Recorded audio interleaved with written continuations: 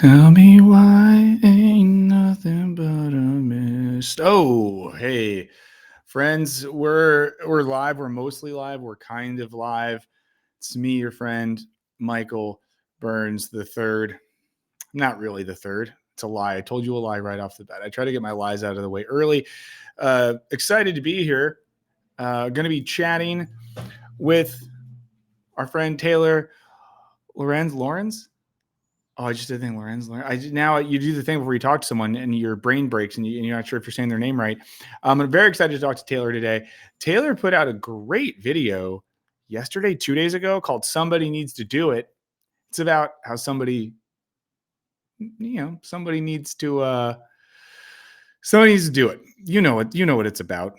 You know what's being said there. You know what the it is in the "somebody needs to do it." Real quick, just a sort of a housekeeping issue for the early crowd. Just a heads up, in the future, I'm going to be posting stream VODs, VODs, podcasts, whatever on his a different channel, but we'll still be here. Okay. We'll still be here. A guy that knows a little, it says live streams get the watch time up. Some streamers doubled it by breaking up live streams to get 2 likes instead of 1. Everyone's trying to play the game. I don't think we're going to have Henry today because today we're talking to Taylor. We'll be back to kind of a normal streaming situation next week. It just worked out to where this was the week where a lot of cool people wanted to talk. We talked to FD Signifier yesterday. If you didn't check that out, please go watch my conversation with FD Signifier. The main thing we proved in that stream is that we're both tech guys. Talk to Mr. Beat on Monday. You can check out that conversation as well. Last week, had a great talk with CJ the X. We've had some great people on the show. But yeah, I really enjoyed Taylor's video, and something I'm excited to talk to her about is the lingering effects of 2020. Shout out again to Noah Sampson, who's been doing a stream and raising money for good causes. So we really respect that as well. Okay, I'm going to get Taylor set up over here. Hi. Okay, I popped you on right away. So sorry, it took me. Oh my God, I had so much computer drama right now, but it's resolved. Okay, well, listen, this is yesterday. I did a stream with someone, and it took the both of us 20 minutes to make things not work. So it's part of what it means. Taylor, first of all, nice to meet you. Never met before. I realized as I was setting this up, oh no, you froze. Can you hear me though? I'm back. Yes. Okay, great. Okay. I got really self-conscious. I'm going to admit this right off the bat because I was like, hey, friends, Taylor. And I said your last name. As I said it, I realized I wasn't confident if I was saying it correctly. Lorenz or Lorenz? Okay, so I say Lorenz. Okay, cool. That's how my family says it. But I will tell you, I was on TV. This was years ago. And I said, I'm Taylor Lorenz, or they introduced me as Taylor Lorenz. And this guy who was like a German history scholar wrote me this long email that was like, you are butchering your name. I'm German and Irish. And, and was like, here's the history of the Lorenz name and like how you need to pronounce it. So it is actually pronounced like Lorenz or something, but yeah, I say Lorenz. Both cool to learn that history and wild that someone just felt like they needed to tell you how you say your name. I know. I mean, what does it mean? About it. Yeah. Well, I have a few things, more than a few things I want to ask you. Are you good to hang for the hour? Yeah, I'm totally free. Yeah. Okay, amazing. I want to respect your time. So here's my first hard-hitting question for you. What led to the recent pivot to going full YouTuber? Oh gosh, well, I went independent in October. I quit the Washington Post last October. And I was like, I think because I'm in journalism, people really focused on the fact that I had a Substack. And I did, and the Substack is how I monetize. But I've been like working really, really hard on my YouTube. Also, I'm so sorry. I got Botox recently, actually for my migraines. Oh, hey. But they do put it in your forehead. And now I feel like my forehead is not moving and I'm very self-conscious about it. This is a migraine safe space. I'm a migraine person as well. I haven't done the Botox thing yet, but sounds interesting, and lots of empathy for the migraine stuff. Yeah, but, anyway, so I'm just trying really hard on YouTube. I do everything myself. That's why it looks like shit, No, and it looks good though. I was literally watching your most recent video thinking to myself, because I think some of the earlier videos, I thought to myself, like, this seems like she probably edits them herself, but is doing good. But the most recent one is really great. So thank you. you Well, yeah, you that get it. one, I have to give a shout out because I did have help. I did the first, like, sort of pass of everything. I always make, like, a really long script and then I, like, Yeah. highlight and link stuff.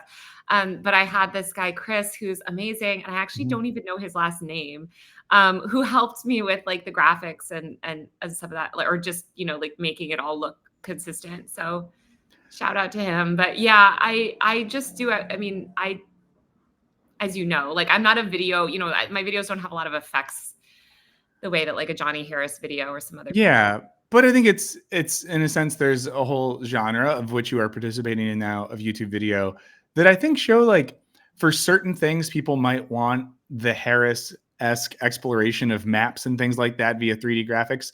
But I don't know, people are watching your videos and they're doing a great job at what they're doing.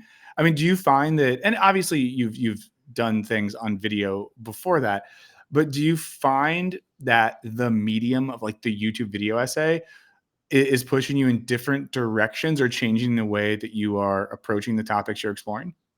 Um, I just have more space. So I've, like, Mhm. worked in short form. I had a Snapchat show Yeah. very sort of, like, back in 2016. That's why I was Yeah. covering the 2016 election. So, like, I'm really comfortable working in short form, and I have a lot of followers on, like, TikTok, and, Yeah. like, short form feels very, like, natural. Long form, I'm just getting the hang of it a little bit more. So it's funny. I mean, I wrote, I think, something like 6,000 or 6,500 words. Like, I just vomit out Yeah. whatever I think. And I'm like, God, this is going to be like hours long. And then I, like, say it, or, I'm like reading the script and it's only like 30 minutes. And I'm like, oh, I guess it was quicker than I thought. So, yeah, I'm trying to make them longer because I met with YouTube Mhm. shortly after I went independent, and they were, like, just giving me advice, and they were Oh, like, amazing. try to make everything an hour. So I'm halfway there, but I do like Yeah, being they able love to, long stuff. yeah. I mean, I can just be a lot more open about my thoughts now than I could when I was in mainstream media. Yeah, and is that, and not to get too in the weeds here, but did User Mag start when the Post gig ended? Kind of, did those happen at the same No, time? Or is so that okay, so there's, like, such lies in the media. Like, everything I do is covered through the lens of controversy. It was Yeah. so, like, I feel like people don't understand what happened. But my editor, who's the Uh-huh. reason I worked at the Washington Post, Mark Seibel, amazing man. Google him. He's, I mean, the best person I've ever worked for in my life. Amazing. He was the reason that I worked there. He's an incredible, incredible person. Um, he retired. He's, like, 76 years old, long career in journalism. He retired last June. The week after he retired is when they fired our first female editor in chief. They wiped out, like, all the management was, like, changed. We got the new, you know what I mean? That was, like, when Yeah. you know, and everything changed. Like, within a period of the week, like, everything changed. Suddenly, like, my stories weren't going through. I didn't have an editor for, like, it was just a mess. So at that point, I decided I was gonna go independent, and I just wasn't really sure about the time. So I started my newsletter again. Did my YouTube, like, I set everything up Yeah, smart. and spent, like, months, like, pretty much all last summer, I was just, like, asking for advice, and I was gonna wait until after the election, and then people told me, like, well, I had this, like, 3-week long vacation in September. So I was like, I don't wanna quit before my You gotta use paid. that get that Bezos money for all the vacation time you Yeah. can. So I was like, and I was, like, really conflicted on whether I should wait until January, when I knew, and it has since come out, that, like, a lot of my other colleagues were planning on leaving, Yeah. or if I should do it before the election. And ultimately, my friend, who's another big content creator, was like, you need to do it before the election because, like, depending on how it goes, you're gonna wanna, like, do a bunch of stuff. So Yeah. that's why I left in, like, mid-October. Yeah, Like, literally, and like, 2 or 3 weeks before the election. whew. And what has it felt like? I mean, I know that you've bounced around, written at a lot of very prestigious institutions. I feel like you've like hit them all more or less. So how does it feel having this great run in many ways? And just from an external perspective, I think I have thought of you, and a lot of people think of you, as one of the first people, it feels like, in the mainstream journalism world who sort of took like the anthropology of internet culture really seriously. And sort of, and hopefully I'm not mischaracterizing how you think of what you do. And I mean this all as a genuine compliment. So as someone who, you know, kind of like blaze your own trail in that way, how does it feel to now be disconnected from some of those legacy institutions and just doing your own thing? Is it freeing? Is it scary? Is it both? Well, I started independent. So I started Yeah. as a I had no background in journalism. I started as an independent blogger.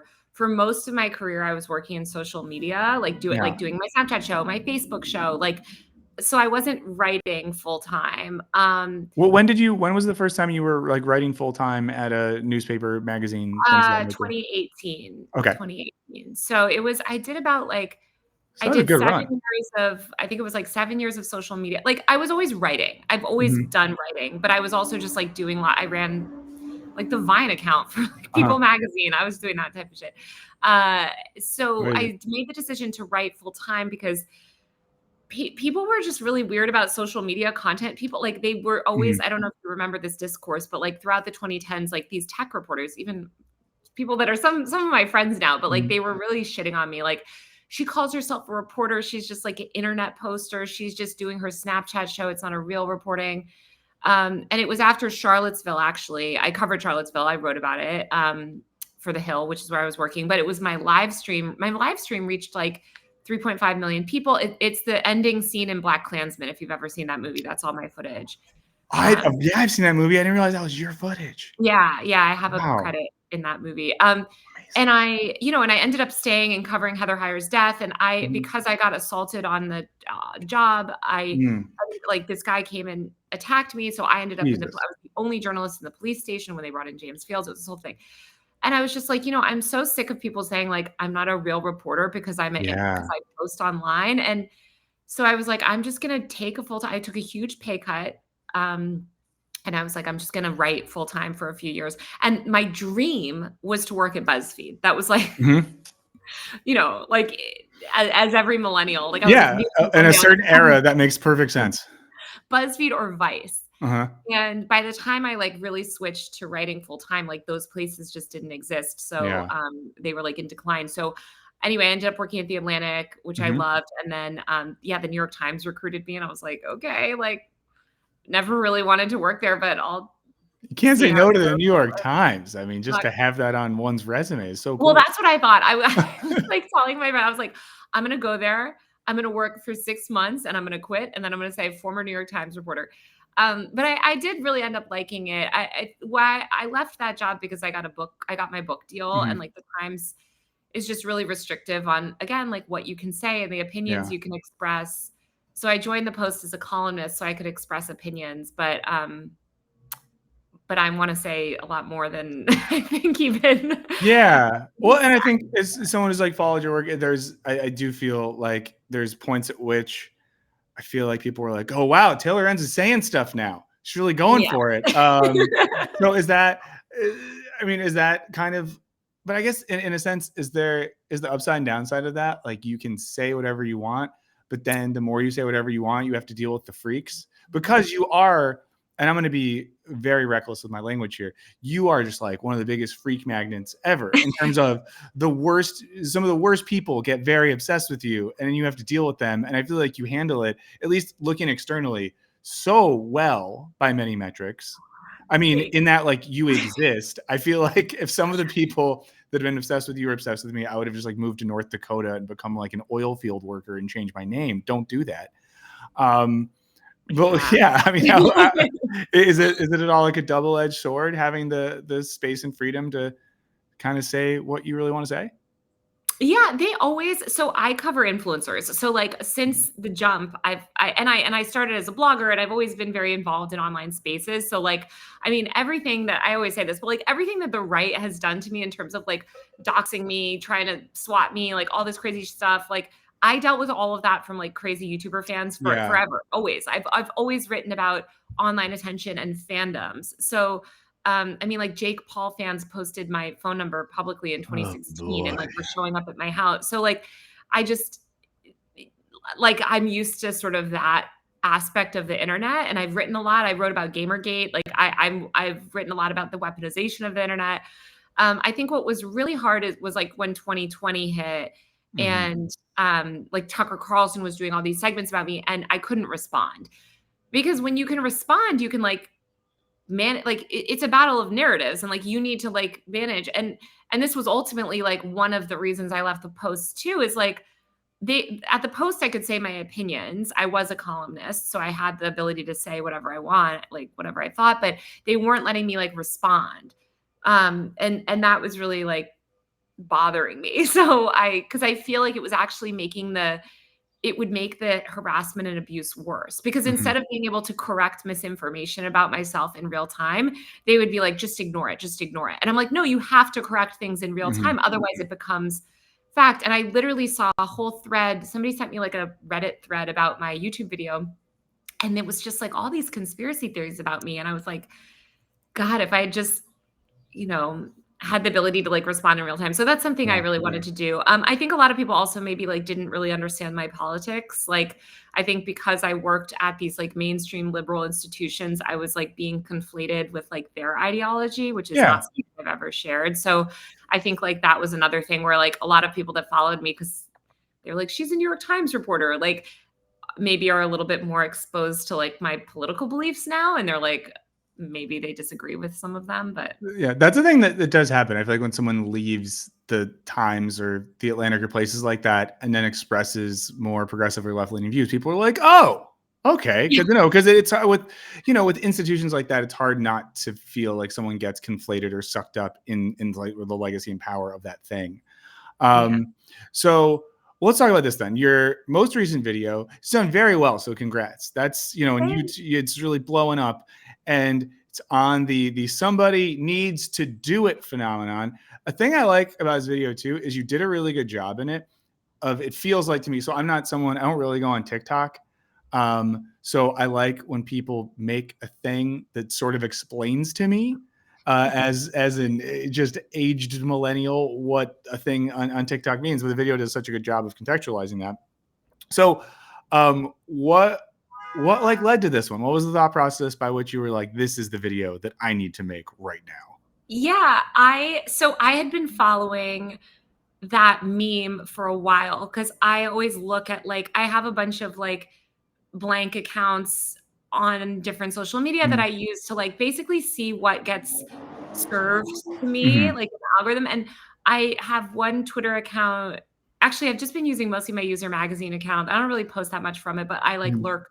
And I kept getting served these memes or these posts that were like, someone's got to do it, that had millions of views, like millions. Like these are really big posts on X. Mm-hmm. And then on Twitter, or sorry, on TikTok, I started to notice these as well, with thousands of comments, basically advocating very openly for, Trump to be assassinated. I don't know if we can even say it on stream, but I think you can. I've said weirder things. Well, so yeah, people want people to KILL the PRESIDENT. and Elon and some other people. Yeah, Yeah. exactly.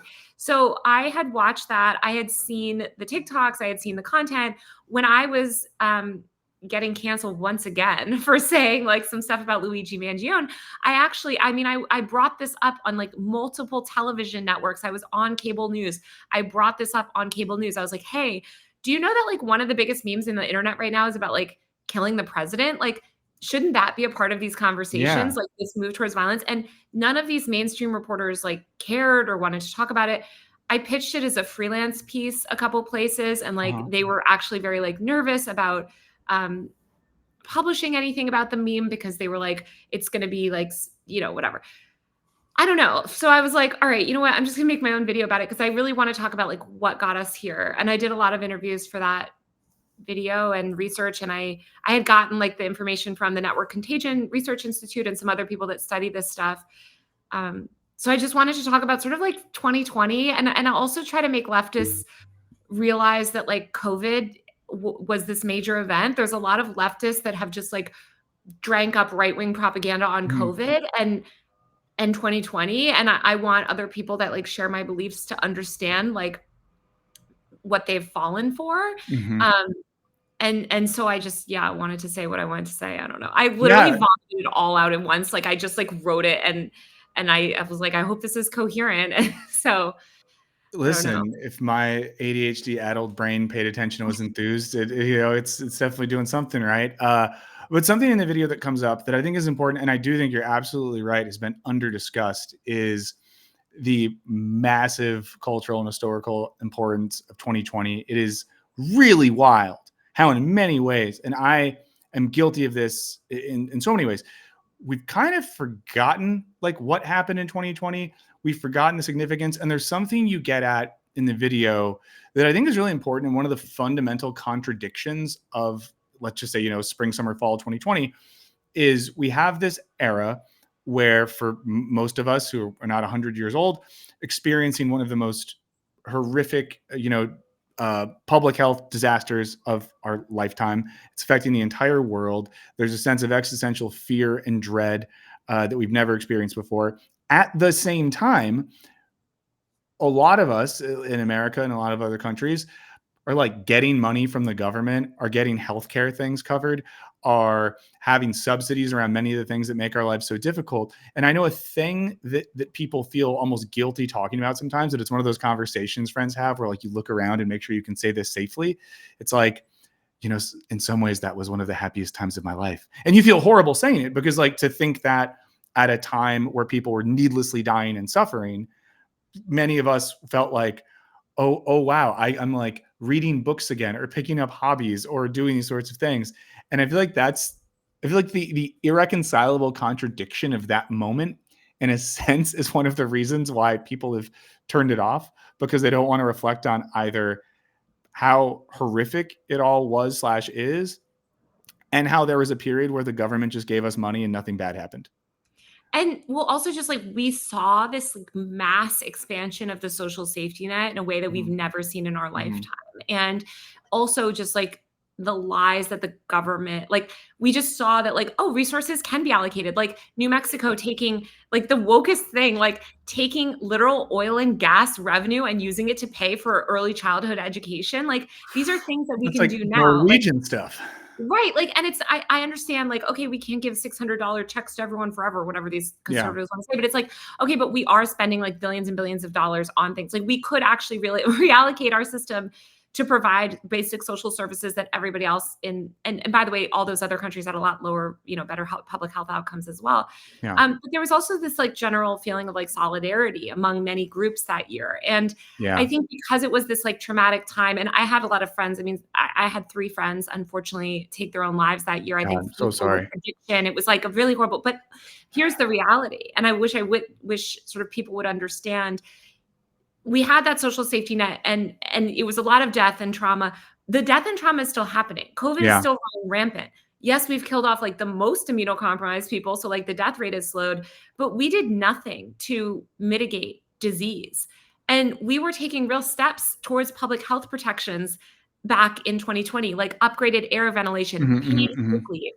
My brother got COVID. He worked at a bar and got COVID and you can't, like you can't take time off. They won't let you wear masks. Like just the lack of labor protections that we all went back to normal without any additional labor protections and in fact reduced labor protections. That's what I was about to say, because aren't things now worse than they were? And like the politicization, because like one of the real, I mean, there's many crazy things here, but the thing that has happened recently, especially under the Trump administration, is the banning masks as supposedly like a mechanism of fighting against, protest or terrorist or whatever. But like that feels so batshit insane at a time where Democrats are leading that charge to ban that, and it's because they wanted to pretend that it's normal. And listen, my sister had cancer when I was younger. Cancer patients, like younger people, they always had to wear, if you were sick, you would wear this is a behavior that's completely normalized in other countries. My friend is in Japan right now and was texting me, they have air quality monitors in the grocery store, in movie theaters. Masking is normalized. If you're sick, you wear a mask. Well, even if you're not sick, you wear a mask to protect yourself from getting sick. Yeah. Like we could have that normalized system. And I'm never, I'm a huge believer in personal liberties. Like I hate when people are like, oh, you're a scold about it. It's like, no, I'm not the type of person to be like, look, everyone, if you don't wear a 95 every time you leave the house, like you're evil. My point is masks, we know masks testing, paid sick leave, all of these policies reduce transmission and support public health. Why do we not have them now? We don't have them because there's a very aggressive, well-funded political effort not to give us those protections and many other labor protections. Yeah. Well, and from that era, I remember thinking and like saying to like my wife during the lockdown or whatever, like, this is all horrible. Hey, here's a good thing that's going to come out of this. It's great that we've normalized mask wearing. So now, like many other countries in the world, during cold and flu season, and less so now, but leading up to COVID, I was primarily a public transit user. It's like, oh, I'm excited that in the future, this means like in a not aggressively, lockdown time, when people have like a cold or a flu, we'll just like wear masks and wear in crowded places just to like be chill humans to each other. And that just definitely did not happen. And not only did that not happen, we're at a point where it feels like like I am lucky in some ways enough, I guess, to live in a vaguely liberally place. Where are you? Not to dox yourself. Are you an LA person as well? Yeah. Okay, I yeah. live on the east side of LA, which people do mask actually in where I live. Like I see them because I think also the wildfire stuff. Like I think people. Yeah. I too am a east side of LA person. I'm sure it's similar communities we walk in where people are relatively cool with that stuff. But I in like traveling to some other places and being in certain settings, it's there's still like people give you shit for masking and stuff like that in a public way, which is insane. Every single week there are leftists on Twitter, and I know leftists on Twitter is like a toxic group, but these are people that harass disabled people and say like, oh, it's individualism to wear a mask. What are you talking about? You're like direct. It's like the most collective care thing you could do is like directly stop yourself from like harming someone. It's like these are people that would advocate for drunk driving. It's like, no, just don't actively harm people. But yeah, I mean, my family's in Colorado and it's not normalized at all. It's very stigmatized.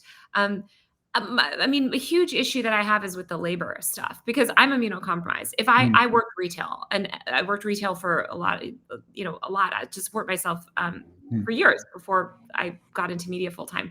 And a lot of my friends from that era still work retail. They're not allowed to wear masks in stores. One of them has cancer and is not allowed to mask at the retail store that she works in because Democrats have successfully sort of pulled back all these labor protections. If this was 2019, of course she could wear a mask. Yeah. It wasn't stigmatized. So I just think we need to fight for labor protections and we need to mask to protect you. Airborne disease is real. Not just that. You live in LA too. Climate collapse is all around us. We should normalize mask wearing, even if disease went away tomorrow. The pollution, the toxicity, the microplastics. We know that actually wearing an N95 stops you from inhaling microplastics. Like, this is just tools that we need to normalize for the future. Well, yeah, and I think I talked about this a bit after the fires here in Southern California, but it was another one of those instances of a lot of people having this sort of existential anxiety about the lack of there being some public health authority to tell us what was going on. I'm sure this is something you experienced as well, but so many like text threads and community chats where people just being like, will someone just tell us, like, should we mask? Should we not? Is the air okay? Is it not okay? Is it okay in this neighborhood, not in that neighborhood? And, there were so many conflicting reports and a lack of clarity there. And it was another feeling of sort of like, oh, are we just kind of left behind? We're just having to figure this out for ourselves right now. And it does feel like in everything you're describing, there's, a similarity between the lack of coherent universal labor protection and the lack of a coherent and universal public health policy that it can at least just communicate on these things. So it's one thing to not have policies in place. It's another thing to not even communicate the information that people need to make those decisions and know what is smart and what is dumb. And to distribute masks. Yeah. To people. I mean, we saw like in LA, like the local mask block, like got together a bunch of groups. Also that I'm involved people had to do that. People had to do it.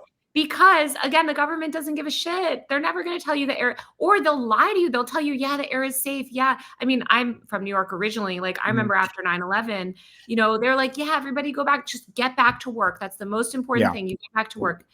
They got cancer. Like, so we can't trust the government. And because the government has spent years lying to the public about COVID, I want people to like wake up and be like, okay, you guys, it seems like a lot of people on the left recognize that the government lies about things like Gaza, lies about so many things, not just about our foreign policy, but domestically too. But then they're drinking up government propaganda on public health, like especially under RFK. Like, are you guys crazy? Yeah, it's tough. It's tough. I want to weave back a little bit to something in the recent video, if that's okay. Um, and I think we can come back around to this as well. But I think with the question of that sense of malaise and everything is fucked that a lot of people feel, you connect that to the idea that people are kind of just like, if someone could just take the right guy out, that would be nice, or that would feel good, or whatever it might be. And of course, the reason why, in your video, you are careful about the language you use when you say the thing. The meme in general avoids using that sort of language. There's a real carefulness and real fear about describing any sort of act of violence that would be politically aimed or oriented at a person. Obviously, we see this in the Luigi Mangione case. But I mean, what do you think? I know this comes up a bit in that video about that tension then between individual and systemic violence, the way in which we've grown very comfortable with whether it's the government or the police force or even like corporate entities being responsible for the deaths of lots of humans. And that's a normalized part of our discourse and sort of our cultural politic. But then the idea that an individual would experience consequences for their action is a horrific act of terror. And I was even thinking about that to an extent this weekend, when there was a really terrible bombing outside of a reproductive health clinic in Palm Springs. And I noted, it was pretty quick to notice that it didn't take over the media cycle in terms of being called terrorism. Whereas when some Teslas get set on fire, that is an act of horrific political violence. So I wonder if you have thoughts on the sort of, difference, the different ways we think about violence in the current political climate. Yeah, and this is I've tried to sort of make this case with Luigi as well, where it's like I hate this discussion of like Brian Thompson was just an innocent father, or whatever. It's like no, he played a really key role in a barbaric and violent system that is directly killing people. And I think we can argue about like culpability and all that stuff, like if you take place in these systems, but we have to. But before we can have these conversations, we need the media and the public to acknowledge, and I think actually the public does sort of acknowledge this, which is why you see so much support for Luigi, but we need the media and Yeah. people in power to realize and to not even realize, I think they realize it, I think they just don't want to acknowledge that these systems are violent, and that a death, um, like a death due to, preventing someone from getting a COVID vaccine or preventing someone from masking, and so they get infected and die with COVID, like that is an act of violence in itself. And so and then we see the overt violence that our government is doing in places like Gaza, where we're like, we are just like, there's nothing more violent than like bombing someone, right? So, Yeah. um, I don't know, I just kind of wanted to like call attention to that and like help people understand that like these systems are violent. And as I say in the video, like the state is completely fine with violence. It relies on violence in order to function. It's just that violence in the wrong direction is criminalized. And I think that's why you're seeing this meme, because so many people are feeling like, okay, so violence is acceptable, clearly. Mhm. So why can't we have good violence? Or like, why can't we have like violence? And I just mean good violence in the sense of like violence that mitigates harm rather than, or is aimed at mitigating harm rather than violence that perpetuates it. Yeah. And, there's like a long history here of, colonial violence being this thing that operates politically in horrific ways to accomplish power. But then the second anyone from like a colonized community uses that violence back against that institution, it's terrorism. You mentioned you got some Irish ancestry, so our people back in the motherland, very similar thing. Where like you My have like, great grandfather fought for Ireland's oh, independence. let's go, Taylor's great grandpa. But it's one of those instances when I think a lot of people had this experience when like watching Say Nothing, when that came out, and looking back at some of the news coverage and seeing that there was a huge period of time where any act of Irish resistance was considered this horrific act of terrorism, whereas hundreds of years of British colonization and subjugation is fine because that's being done by the Queen, whoever it might be. And I think we've still struggled, and I think it's starting to happen. I think some of the discourse you describe is helping us get there. But yeah, we've really struggled. And I think a lot of us, people who are trying to like push things in a better direction, still struggle to articulate, like, how do you untangle those things? How do you sort of, square that circle? And I think, are you someone, did you get in trouble for saying stuff about Biden recently? I feel like there was a day where like everyone did.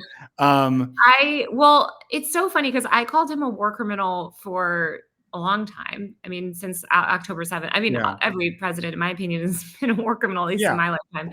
Um, but then for some reason, no one cared when I was saying it publicly. Last summer, I posted something from a group chat that I was in on on my close friends Mhm. that then the New York Post wrote up calling him a war criminal. And then recently I said that I hope Biden rots in hell. And people were like, Yeah, because the how thing dare you? happened where I saw quite a few, I'd say like progressive journalist and journalisty folks in the past week, more or less be like, well, fuck it, this guy's caused a lot of death, so if he dies type energy, and then a lot of like pearl clutching things happen there, and of course we do the thing where like a president or political leader could be the worst war criminal ever. When they die, we valorize them. Like I hope I stay alive long enough to see what the media does when Trump naturally passes due to natural causes in a non-violent way. YouTube, if you're paying attention, because I think that's really going to push the limits of Well, how the media these are deals the with this same stuff. people that were like,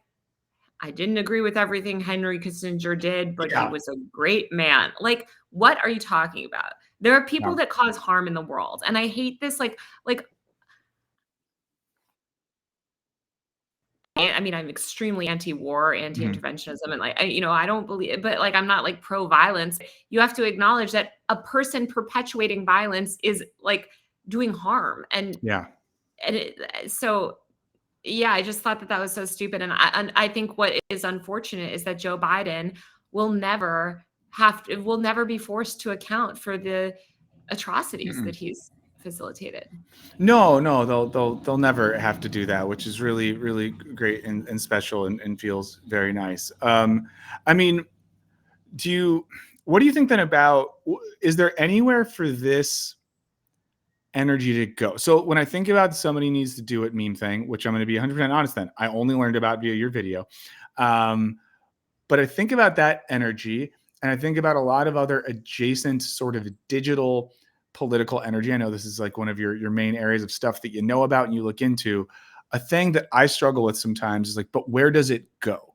Because it feels like sometimes the internet, I think about this in like the streaming space as well. There's so much work being done by, I think, very uh, genuine, motivated, principled leftist and progressive figures, and they are cultivating a type of energy and they are appealing to an audience that feels extreme resentment and anger.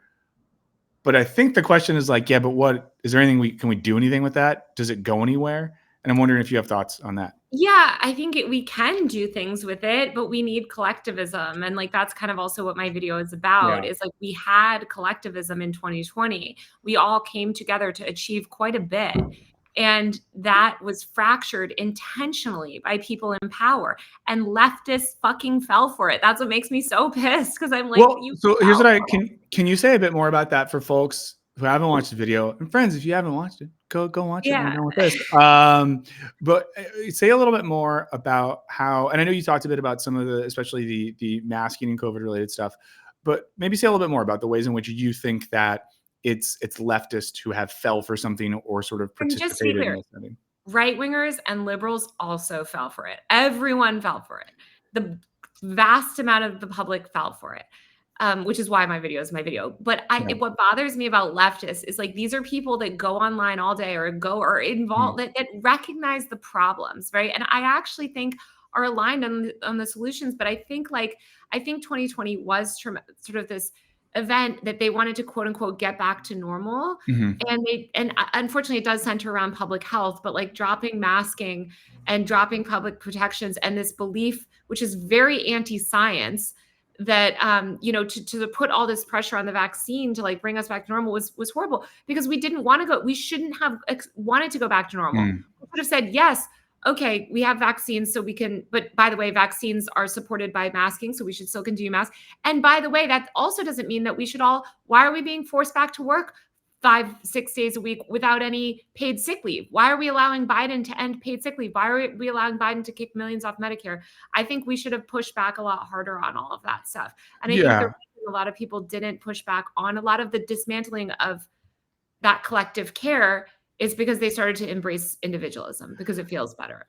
So to rearticulate what you said to make sure I'm getting it is the I know the idea. other one. No, it's great. The idea being that in the excitement to get vaccinated and get back to normal, when people might have even been thinking to themselves, like, I just want to feel normal again, they were willingly renormalizing societal elements that sucked and were fundamentally unjust, and maybe not taking advantage of an opportunity to continue to question and push those things. Yes, because Yeah. I think rather than acknowledge like, hey, the vaccines, which everybody should get, don't stop transmission. And by the way, millions don't get them. And by the way, tens of millions of Americans are immunocompromised and don't even respond to them. So we should still continue public health. Like they didn't want to acknowledge that the pandemic was ongoing, and they didn't want to acknowledge that like these bigger systemic problems were an issue, and they wanted to go back to 2019. I get it. I'd love that too, right? But like there was a lot of fucked up stuff in 2019 too. I think Yeah. 2020 we saw people caring about each other. Hmm. And now it seems like a lot of people don't want to care about each other and don't want to help each other. And that starts, I have to say it, with disabled people and protecting the most vulnerable in our society, and elderly people. I just don't think that we're willing to do that even today. People are. I mean, look, there's amazing groups in LA that are. There's amazing like on the ground activists that are. When I say people, I mean like the whole sort of broader public. And I think it's hard. And I think it's also hard for people to, I think that there was a lot of like legitimate backlash to like wokeism or whatever. Like Hmm. obviously so much of it was performative. I have a different video about like the death of the resistance on my channel, which Hmm. everyone should watch. Like I think that whole movement got co-opted by liberals that just wanted like, Lockheed Martin to have the rainbows on bombs or whatever. Like I think that was always a problem too. But I just think we let it go. Like we let these people reclaim their power without enough pushback. And I think now we can look back at the past couple of years and be like, fuck. Yeah, I do want to. Someone in the chat asked this. They said, "Why were the leftists more to blame?" Though I don't understand. I They're not think more to again, blame. They're just like yeah. they're If I just can articulate it, maybe in a way yeah. that'll help my buddy in the chat. I guess it's almost one of those things where like you. Okay, this is weird. So I have a small child. Um, I don't get mad at my small child if she like spills a plate of food on the floor because she doesn't really like know better. Like she doesn't get it that we do things. But if I had a friend come over and I fed them dinner and they just knocked their plate over and it fell everywhere and they laughed at me, I wouldn't think it was cute. And in a sense, what I'm getting at with that metaphor is I think that maybe, and I don't want to speak for Taylor here, that an element of this is that leftists are the ones that had a good critique of the things that were happening, so should maybe be held more responsible for holding fast to that and continuing to push for things rather than sliding back into maybe the general like liberal bubble on stuff. Is that at least a fair articulation of Yeah, what we're getting at? and I don't wanna just be like, "You should have known better. What were you doing?" Yeah. Like, I get it, propaganda works on everyone, and I'm not saying that they're to Mhm. blame. Let's be clear, the far right, they're the ones the far right, like, if you look at the authors of the Great Barrington Declaration, like, it's the far right. But why the hell is Jacobin publishing one of the authors of the Great Barrington Declaration? And for people that don't know, this is this extreme, extreme, extreme far right RFK document that basically, it's a policy for eugenics, okay? Mhm. And we had leftist media outlets. There's a good piece that the writer Julia Doubleday, I can send it actually in the Mhm. chat, Oh yeah, that'd be great. wrote about this. But it's like you said, it's like you should know better, Mhm. like and we shouldn't be actively platforming these issues. So I'll Yeah. find it and send it. But Yeah, no worries. so that's why I mean, I think I just feel it's like the same reason why people like tell people protesting for around Palestine, they're like, well, why don't you go protest Trump? It's like, well, Yeah.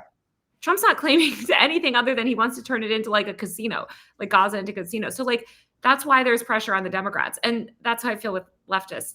Also, sorry if I pronounced Jacobin wrong. I don't know how to pronounce it, but you know what I No, mean. no, you did pronounce it right, Normally a or at least Republican. you pronounce it the way that I pronounce it, and I Okay. am right.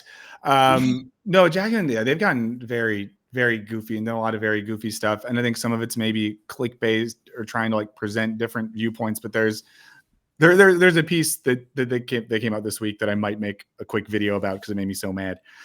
But I won't say anything else. We're not here to talk about that. So then I guess as you become more overt with the stuff that you've always thought and believed about these sorts of things, How do you like view your role? Because I think a thing as a non-journalist, a thing that seems to always be a point of tension is that line between, sharing information with a critical lens, but then also expressing one's own ideology. And there's someone, I think I'm going to slightly criticize a person now. You might know and be like friends with this person. So I don't mean this in any real way. I don't know this person, but it showed up on my timeline a bunch when this person, I think her name's Tara Palmieri.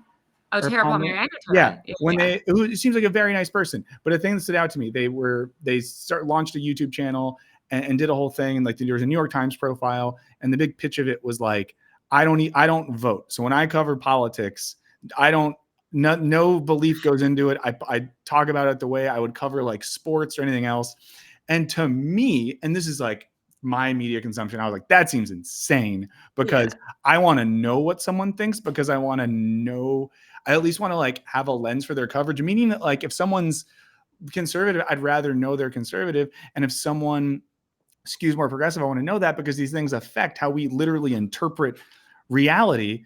And then my brain was like, is this where we're going? Where like now people have to, okay. But so I wonder then, how do you, and again, I'm not throwing this person under the bus who I do not know at all. I just saw their announcement and it made me feel a little bit like this seems bad. But how do you balance that then with the way you cover things and being more overt about what you believe and where your principles stand? How does that affect the way you are writing and producing your own journalism now? Yeah. Well, one thing I'll say about Tara's like a very much like a beltway reporter. So Uh-huh. like when she's saying that, like who she's really talking to and like her sources are like these like inside the beltway people where like Yeah. she's sort of like her audience is less like mainstream and it's more like B2B like politics reporting for like Okay. So like Washington Insider type stuff. yeah, That makes sense. exactly. Yeah. So it's not like I totally hear you because like also it's obviously not true. Obviously you have an opinion. You can not vote all you want, but you have an opinion. And Yeah. I think this which ties into my broader point, which is like um everyone has an opinion. I've worked in these newsrooms. Ideology is always expressed. Often, by the way, in journalism, we're trying to get laws changed. Like I've worked on so many stories where the goal is to change a law, whether it's about AR-15s or child influencer laws, like I cover things like this. You're advocating for certain policies or you're presenting news through a certain worldview, and no one cares about that when you're right wing, or rather, it's completely accepted in right wing media. Mhm.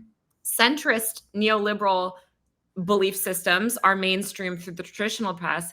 And it seems to be like only when like you're progressive that people are like, whoa, I don't know if you should be so overt about your, Yeah. Yeah. that Yeah. might Yeah. make you biased. And it's like, well, what about everyone else who's biased? I just think, as you said, I think actually the majority of people are adults and want to know, like, okay, I'm getting this. Like, I'm very open about being on the left. I deal with a lot of people on the right, even the far right, because I cover them. Like, they know where I stand. I think they have a lot more respect for people. Just generally, everyone in the public has respect for people that are not trying to hide and obfuscate Mhm. and Well, present things as like neutral when yeah. they're not. Because that is an interesting thing too. I forgot to bring this up, but you like go to some of these big right wing events and you hang out with these people, and it's Hang out. interesting. Well, it's just funny because like they see, every now and then there'll be like a picture from some like I don't know if this is like the literal thing, but like these things that look like MAGA balls and stuff like that. Yes, I've been And at then many. I feel like I'm there'll the be only the one in the pictures. N95. Yes, it'll be a bunch of like kind of blonde Trump land looking people, and then Taylor masked up in the middle. And there's always this thing of like, that just is the weirdest vibe. But do you find in those settings, are people like in those settings? I'm sure some of those same people online would be ruthless. Are people like cool to They you? are. Yeah. They're so full of shit. My favorite moment was Ollie London, the fake detransitioner, like Oh yeah, that yeah, person. comes up to me. We're both at the World Influencers and Bloggers Awards, like in Cannes. This was a couple years ago. Comes up to me, fawning over me. Oh my God, Taylor, like you're so successful online. Um, and also, I love your mask. I love the glittery mask. Like I love it. I'm like, thanks, Ollie. Like you're fucking crazy, but whatever. Yeah. I'm just like, thanks. Um, on the internet, Taylor Lorenz, da da da da. And so I wish people could see it. I make this point many times. that they're so full of shit. They're so full of Mhm. shit. These are the same people that wanna come take a picture with me or whatever. I mean, and I would say those people are like the true, like, they're hacks. A lot of people on the right, even if they don't agree with me politically, they know that I'm probably one of the very few, if not only, like, sort of mainstream journalists that actually takes the internet seriously. Mhm. And so even though we don't agree politically, they know that my stories are gonna be fair in a way that I think a lot of the mainstream media is actually not fair, even to the Mhm. right wingers, even though I hate them, like, in a lot of ways. Like, they don't understand the dynamics of the internet. So it's like, at least if I'm going to make a critique, it's going to be accurate and it's not going to like play into like weird stuff about like the internet. So I don't know. Um but I was the first person to like really cover influencers. So a lot of these Yeah. people I've dealt with for a decade. Like they've known me and they know that I was the only journalist showing up. When I was at the Hilton, the night of Trump's in 2016, the night that Trump won, I was at the Hilton because I was one of the very few people that got credentialed for his, for that. Yeah. Everyone else, the entire mainstream media was at the Javits Center for Clinton. They all thought Clinton was going to win. So, I think a lot. And by the way, who was around that night? It was a bunch of weird internet posters, YouTubers, forum admins. Like, Yeah. for some reason, the media didn't acknowledge it at that time the way that they're acknowledging it now. They were like, it's actually Russia that put him into office and not the internet. But And do um, you think that's why you've had an ability to maybe understand elements of the Trumpist ecosystem in as much as so many of these people come from like the influencer pipeline? Yeah, 100%. And by the way, that's something that I said in 2016 and 2017, really 2017, when there was this panic about Russia and misinformation and all this stuff. Like I had said, like, it's not, the Russia stuff is overblown. And by the way, liberal people were so mad at me for that. But I was like, I was there. I covered this campaign. This is the most internet driven campaign. And so many, I mean, he won as a fluke in some ways and it was Mm. whatever, but the media environment was never acknowledged. I will tell you, Sean Spicer credentialed me as a Snapchatter. Okay, they were Whoa. credentialing social media people back in 2020. They weren't replacing all of them in the White House, but I was in the White House briefing room as a Snapchatter in 2017. And now you see the New York Times writing these stories of like, oh, Trump is really acknowledging the new media. Democrats need a liberal Joe Rogan. They're 8 years behind. Okay, that's what I was just about to ask you. Like, do you then? So, I mean, do you have? If you want to, I don't know. I'll wrap up in a sec. But yeah, like, what do you then? And I know that recently there was some new plan that some Democratic strategists have announced. I mean, what do you think of the formal, Democratic Party and lobbyists and DNC plans to like create their influencer army to fight back? They don't want to fund the people that have a voice. They don't want to fund. I was talking to a really well-known media person this Mm. morning that was trying to raise money for something that 100, like, she was just talking about like sort of the challenges of Democratic funders. There are culturally relevant people on the left. There are people like, there was a really good post this morning. I'm going to try to find because it articulated this so well. Like, there are people that they could be funding that actually have cultural relevance that could be their like left Joe Rogan or whatever. Yeah, And they'll never do it because those people don't have fealty to the Democratic yeah, Party. And that's ultimately, they demand look at what they're doing to David Hogg. They demand this like ultimate loyalty. And as long as they demand that and want to capture and control it, um, it's not going to work. Oh yeah, somebody said this because Theo Vaughn, who's obviously a Trump supporter, has been speaking out about Gaza. And somebody posted, hard for Democrats to find or fund their Joe Rogan of the left when many Joe Rogan types themselves are out there and have so much moral clarity than so many of our elected officials on this issue. It's like they could align themselves with people that have audiences that aren't even necessarily that leftist. Like, I don't yeah. think Theo Vaughn is like a leftist king, No. but they won't because they ultimately they want a DNC shill and they want control. And then you Yeah. see these middlemen like Chorus and these other groups come in and just suck up millions of dollars that could go to leftist creators. Yeah, and then some of the people that, then you see getting attention from formal Democrats are just, for lack of a better term, like weirdo debate kids Yeah. who like yell at their like Trump voting aunts all day or something in a way that just makes no sense and is pretty meaningless. It's like they don't want to engage with people that are thoughtful, which is again, I think in many ways Theo Vaughn he's definitely like a clown, but interesting that that party will get behind him and then he'll have like Bernie on for 2 hours and sit there and be like, yeah, man, yeah, totally. Because Bernie actually is a populist. Like, I Yeah. mean, and I disagree with Bernie on Israel stuff and a lot Mhm. of other Yeah, yeah, things, but same. like, like, like Bernie's I mean, not to be like the Bernie should have won person, but like, I'll be that person. Screw it. I mean, obviously he should have, like, obviously the world would be better if he won. But it's yeah, and there's a lot of neoliberal centrist influencers. This is what I think is really insidious. These neoliberal centrist influencers that now want to be the new gatekeepers, where they're just DNC shills. They're getting so much money right now, so much money. They're getting their ads boosted. They're getting their videos boosted on YouTube by the DNC to mainstream centrist neoliberal ideology that there's no organic support for. Yeah.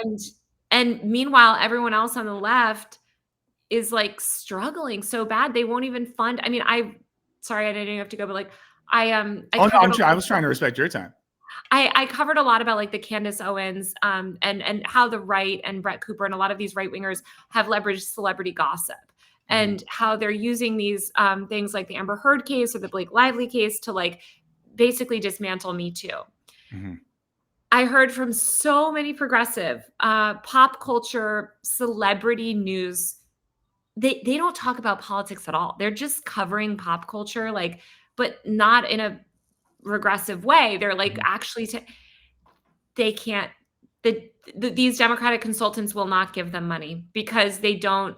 They want to give it to Brian Tyler Cohen or these centrist neo-lib people, and that sucks because that's where the cultural impact happens.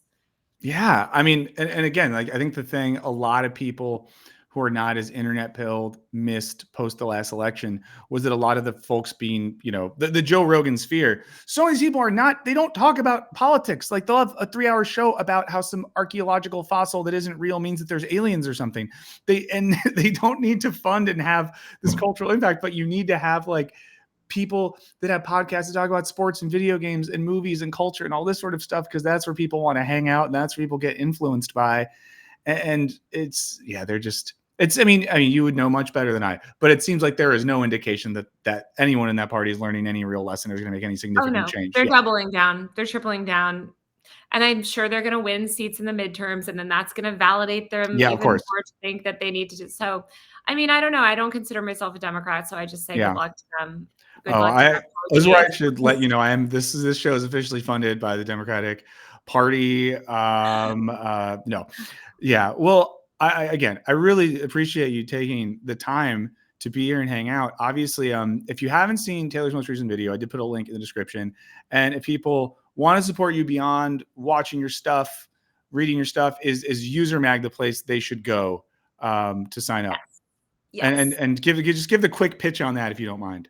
Yeah, UserMag. So I'm in the process of signing up for or setting up a Patreon, which people can, that way they can just like subscribe. Because a lot of people don't want to get my newsletter. They're like, I want to support you, but I want just like bonus videos. I just want to give you money. I don't want any work. Or they want like bonus video content or podcast content, but they don't necessarily want like a newsletter in their inbox all the time, which I totally get. But in the meantime, you can just subscribe on Substack and turn off that little email newsletter if you want to support my video content. Like I lose money making it. So it would be really great even if I could just break even on the YouTube stuff. That would be amazing. And what's the title of your book? I don't have to have my own people in the chat were asking. I don't get any money for my book because it's my publisher, but you should buy it anyway. It's called Extremely Online. Awesome. Yeah, so, one of my favorite YouTubers was in the chat from the channel. If I don't know, We're in Hell, much more positive channel than the name would indicate. Was in the chat saying that's one of their favorite books on the issue, and you're one of the only writers they trust. So, well, I wish people at the DNC would read my book because it talks about the shifting media landscape and how the influencer landscape came to be and why we live in an attention economy. And you have to really understand that, I think, if you want to understand how it's weaponized. So. Well, DNC, if you're watching, Mr. DNC, get the book if it still exists in the library. DNC fund UserMag. Where's the that would be the best story. Breaking news. Taylor Lorenz, they hate me. They try to get me thrown out. I will tell you. Let me tell you something else. One thing. The RNC never had a problem. They've credentialed me for everything, and these people know how my political beliefs. They welcome me at everything. The DNC, they don't like. Yeah. DNC, be cool, be normal. Just be normal, DNC. It's not hard. So, seriously, Taylor, thank you so much. And so good just to meet you and chat with you. And if I see you around the east side of LA, I'll say hi. Yes, I'll see you at the Silver Lake Reservoir where Okay, well, I that now I know we live in the same neighborhood, if that's your reference, so you'll see you there sometime. Awesome. Have a Awesome. great one, Taylor. See you later. See ya. Bye. And then everyone, please do go subscribe to User Mag if you want. If you want, okay, watch Taylor's most recent video. I did put the link in the description. Let me see if I can grab it and put it in the chat as well. A few other housekeeping notes while you guys are here. If you haven't subscribed to my channel yet, I'm getting close to 100K. So I'll do something. I'll do something when we hit 100K. I thought I'd maybe do like a Q&A stream or something where I hang out and I did make some promise of freestyle rapping, but that was the other day. Yeah, we need 53 more comrades to join our revolutionary army. Let's see. One more thing I wanted to tell you guys about, and this is something that comes post talking to FD yesterday. I did just set up a separate side channel. We're going to be posting stream VODs from here on out. So check that. For the time being, I'm going to be streaming from the main channel, putting stuff there. I'm just trying to work the algorithm, guys, so that I can continue to make this my job and hang out with you guys full time. I like John's thing that if I hit 100K, my Dead cover band will play on the stream. That would make good sense. I'll at least play some tunes. Maybe I'll do something like that where people can vote, and I'll have to play some tunes or whatever. And yeah, if you want to subscribe to the second channel, do it. And sometimes I like to tell you guys the inside baseball. Some of you heard this when I was talking to FD yesterday. Simple math is YouTube seems to, and I'm kind of starting to learn this. They like when you do the one thing, and I like streaming, and I want to stream a lot. But if I keep doing that on the main channel, it's going to be a little iffy, and I definitely can't post clips and edits from streams. Shouts to Sean, who was the inspiration point behind the first one of those I did. So that'll be posting over there. And then, as always, if you don't already, even if you don't have the money to pay for it, which is fine, money is hard. Who out there has it? Not me. But if you sign up for the Patreon, everything goes there. So anything I make, even if you're on the free thing, you'll know when it goes up because I know the algorithm can be a little bad. Yeah, if I hit 100K, I'll do a Kendrick album and I'll say every word. I'll rap every word out loud. Kidding, I would never do that. Okay, thank you so much for hanging in the chat, guys. I know this week was a little weird stream-wise because I did 3 days in a row of these interviews. I will be back next week. I'll say whenever I hit 100K, I'll stream though. Whenever it is, I'll jump on that day.